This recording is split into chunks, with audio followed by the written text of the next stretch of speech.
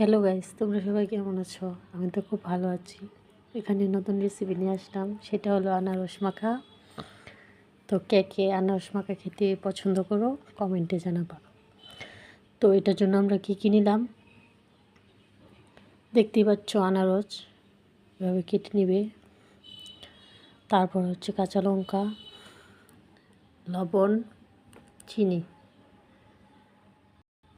এখন দেখো, মরিচ, লবণ, চিনি এগুলো একবারে মিক্সড করে তারপরে হচ্ছে কাসুন্ড দিলাম।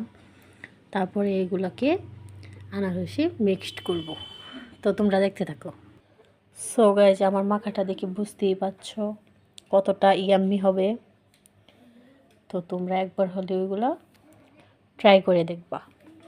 অনেক সিম্পল একটা রেসিপি, তো তোমরা এটা ট্রাই করে দেখতে পারো। So bye bye. এটা কিন্তু অনেক টেস্ট হয়েছে, তোমরা একবার না খেলে বুঝতেই পারবে না এটা কতটা যে মজা। আমার তো শুইনি জিভে জল আসতেছে। সো কে কে খাবা আমার বাসায় চলে এসো। Bye bye.